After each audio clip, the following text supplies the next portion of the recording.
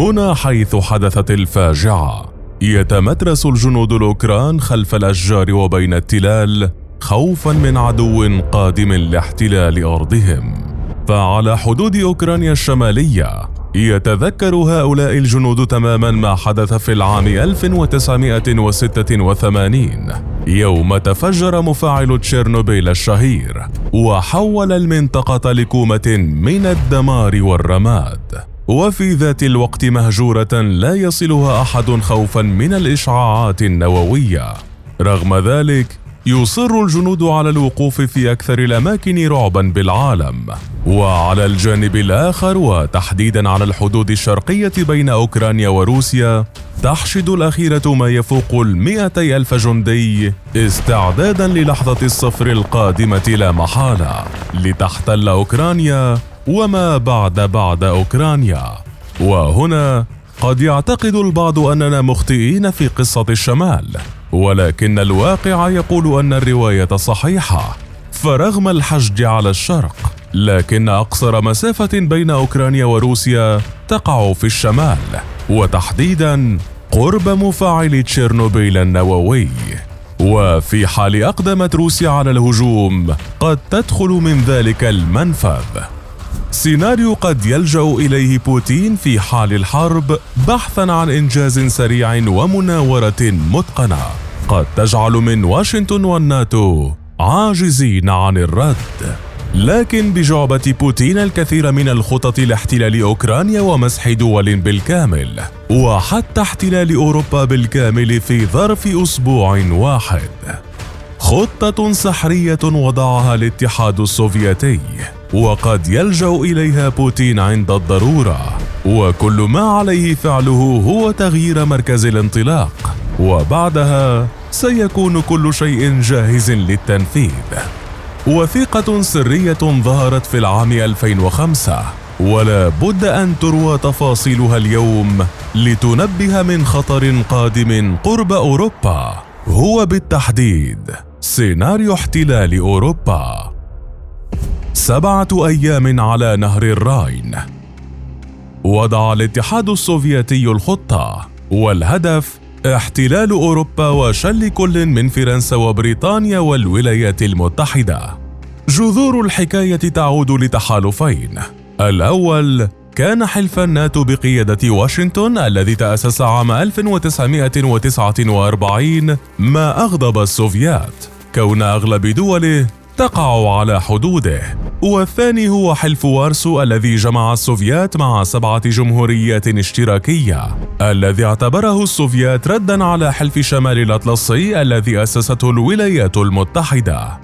تصاعدت بعدها الحرب الباردة بين قطبي العالم، ومعها ازداد التوتر في مختلف بقاع الكوكب خوفا من اندلاع حرب نووية. ولكن الفرق أن في حلف وارسو يملك السوفيات فقط سلاحا نووي، أما في حلف الناتو فتملك 3 دول ذلك السلاح، حيث كانت كل من بريطانيا وفرنسا وأمريكا تملك ترسانة ليست بالسهلة، الأمر الذي يجعل من الحرب النووية دمارا للسوفيات.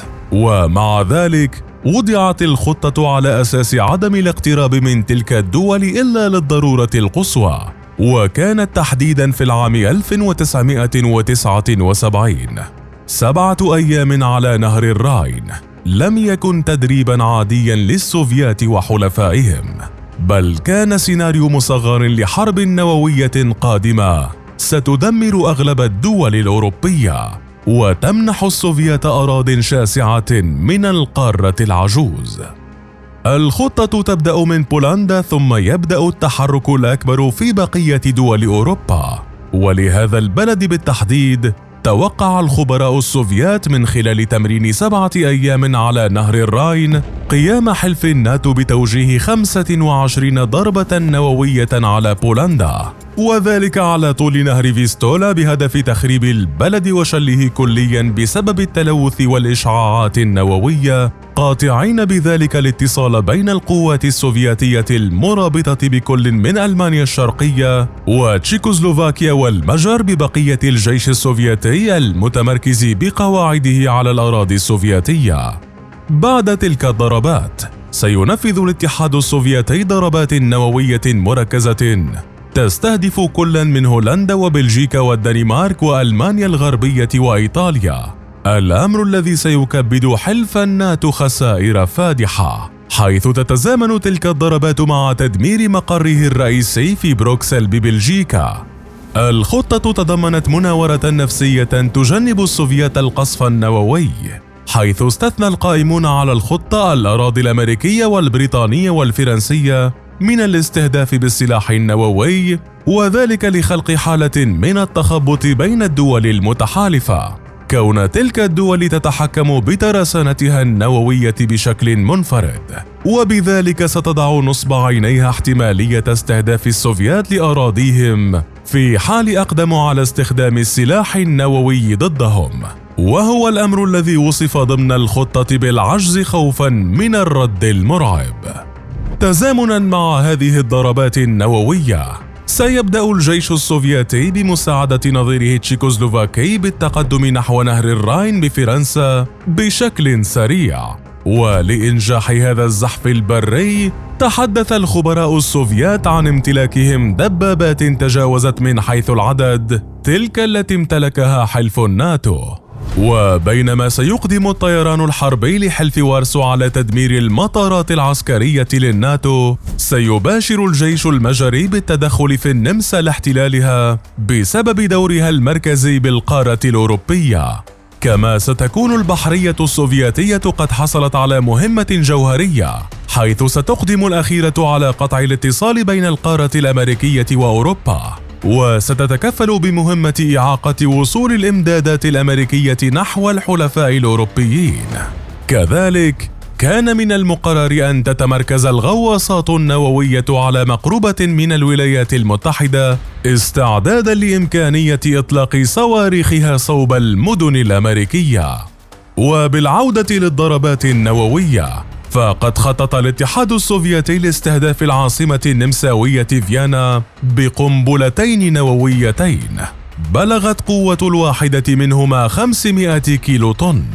كما خصصت السلطات السوفيتية 3 قنابل نووية بقوة 500 كيلو طن لمدن فيتشنزا وبادوفا وفيرونا الإيطالية، وذلك لتسهيل دخول المجريين واحتلالهم للشمال الإيطالي. وبألمانيا الغربية، وضع الخبراء مدن شتوتغارت وميونخ ونورنبرغ على رأس قائمة المدن الألمانية التي يجب محوها من الخارطة قبل دخول القوات التشيكوسلوفاكية إليها. بموجب هذه الضربات النووية، تحدث المسؤولون السوفيات عن إمكانية بلوغهم نهر الراين في غضون أسبوع واحد، وتحييد حلف الناتو بشكل كامل بأوروبا. إلى ذلك، وصف الخبراء بحلف الناتو هذا المخطط السوفيتي بالغبي، فأثناء إعدادهم لهذا التمرين الغريب، تناسى المسؤولون السوفيات أن الاتفاقية الأساسية لحلف الناتو تقضي بالرد سريعا بهجوم نووي ضد الاتحاد السوفيتي، وذلك في حال قيام الأخير باستخدام هذا النوع من الأسلحة ضد أي عضو بالحلف. لكن خبراء الناتو لم ينفوا أن ذلك المخطط سيؤدي لحرب نووية في النهاية، وقد يتخطى الدمار ما توقعه السوفيات، إذ سيصل لأراضيهم ومناطق تحصينهم داخل المدن والثكنات. المخطط الذي كشف عنه وزير الدفاع البولندي الأسبق رادوسلو سيكورسكي شكل حينها مفاجأة للخبراء العسكريين، كونه بقي سريا لأكثر من 20 عاما، وذلك في أدراج مكاتب حلف وارسو. ورغم نهاية الحرب الباردة وسقوط الاتحاد السوفيتي، لكن الأمر بقي مكتوما خوفا من توتر يشعل فتيل الحرب والعداء من جديد. لكن اليوم المشهد تغير تماما، حيث تحشد روسيا جنودها على حدود أوكرانيا، وتقدم أمريكا كل الدعم والأسلحة للأخيرة لتتجهز للحرب. وتظهر التصريحات الأوروبية وقوف أوروبا كلها مع أوكرانيا أمام أي هجوم روسي محتمل، وذلك سياسيا وعسكريا. وعلى رأس الدول المتضامنة تأتي أمريكا وبريطانيا، ما يجعل من السيناريو المندثر من أيام السوفيات مخططا قد يلجأ إليه بوتين في حالة الضرورة. وإن لم يلجأ إليه لاحتلال أوروبا، فبالتأكيد سيكون بحاجته في حال قرر إشعال حرب نووية في القارة العجوز، ليأخذ الجانب النووي ويحرق المدن الأوروبية، منتظراً الرد من أمريكا أو بريطانيا أو فرنسا، ليعلن بذلك ورسمياً عن انطلاق الحرب العالمية الثالثة.